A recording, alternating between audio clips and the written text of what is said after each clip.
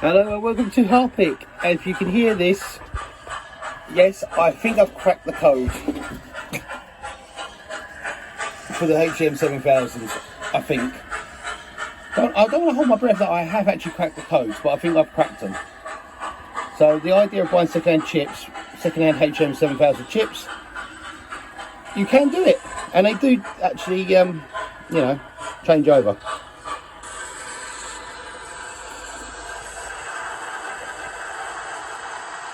So if I turn my 30% look at 4F off. So yep, there you go, the 4F's off. And now I will explain what I've done. Well, how can I describe yesterday? Well, I got a text message on Wednesday saying, oh, would you like holiday? So I replied back saying, holiday, yes, please. And I got told, no, you can't have it. Yeah, thanks. So I got to work and I got told, oh, Jason, you're a spare. Oh, goody. So I'm sitting around till 9, well, got there at 7, sitting around there till 9:30, and I got told, oh, Jason, we might have something for you. Are you a 10-hour driver? I said, no. Oh, you can't have it then. I should have lied and said, yeah, I'll do it. I'm even willing to go out. I like the way Dave was sitting next to me, another driver. Dave, it looks like you're going out. All the way to Bury St Edmunds. I would have said yeah. I would have said yes to Bury St Edmunds right at that time. Wouldn't care how long it'd take me to get back, but I would have said yes. So I was sitting around doing nothing. My phone died. That was the fun bit. The phone died. And then Steve, the person who trained me in the office, trained me the job, then took me out for a driving test lesson again because I needed the third one. Yeah, he said, how are you doing? I haven't seen you in ages. No crashes? None at all. And I told him the horror story of Ingatestone Hall.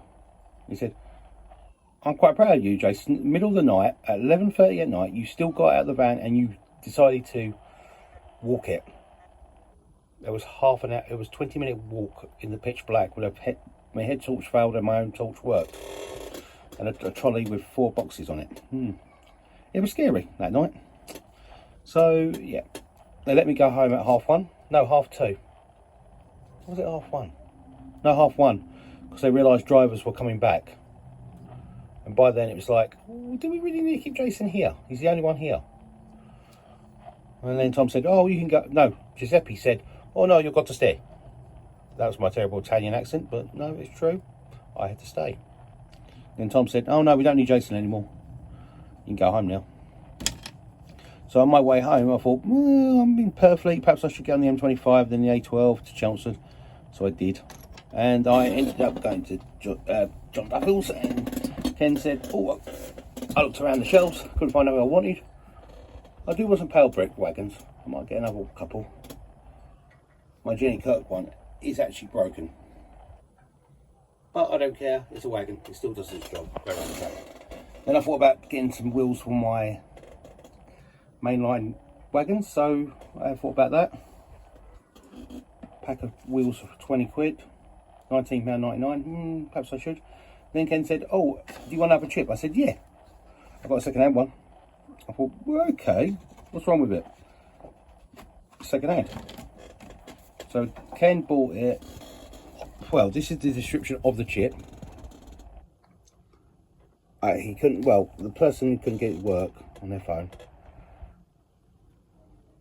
Couldn't download any sounds. I guess, oh, couldn't download nothing. So I installed the chip back on, I relocated the chip on my phone.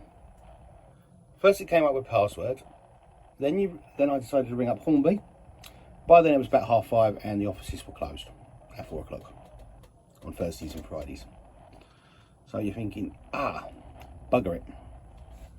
Is there any chance I could do this without ringing Hornby up? And there is.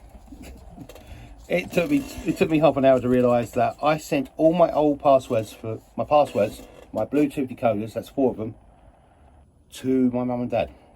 Don't know why I sent it to them, no idea. I sent it to the family group chat so everyone saw it, even Claire and George. George found out the code was so simple. He worked it out really easily. So I'm using this code. This is one of the other locos, and the password all starts with A4C 13800,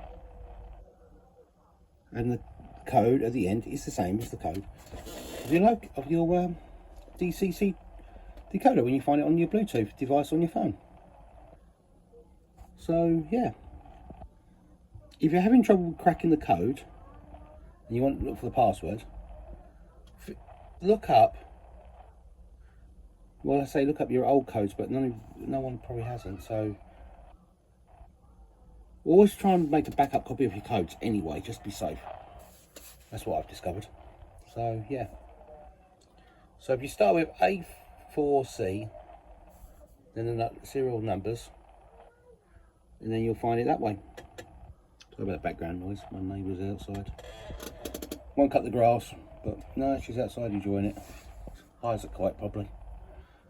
I'm not allowed to say that. So yeah, if you're having problems with your decoders and you're looking for, and you buy a second-hand one and you're looking for a password, look back at my video, or ring up Hornby, and they'll probably send it with you in 20 minutes. Then, well, so all the passwords will start with those letters and those letters. So yeah, A4C 13800. Then it'll be the code of the decoder at the end. So one big long line. So yeah. So I want to get back to my trains after my recovery of today. They sent me to Silvertown and London City Airport. That was, whoa, one drop. I'll never get drop free. It must have been about 8 o'clock in the morning. I got to the flat. I thought, oh God, it's another flat. I've already had 2 flats, and I'm thinking staircases. Well, it might be drop 5. No, this might be drop 5 because, no, drop 4. Drop 3 was the Thames Barrier. I actually got to see the Thames Barrier. I haven't seen that since I was a kid on a school trip. Yeah, that was impressive. There's a Starbucks on the other side of it now. I think it's a Starbucks. It could be a green light. I've got to look it up now. Yeah, got to this woman's flat right outside London City Airport.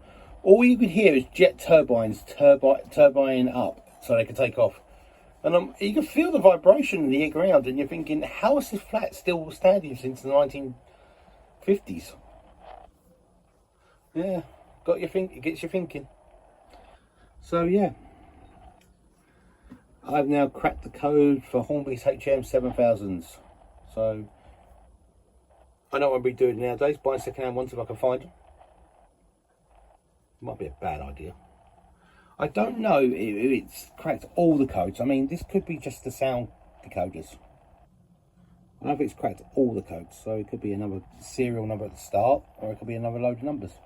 I really need to buy one without a sound device, so I might do that next week. So I'm going to get back to running my trains, so switch on the 4F, and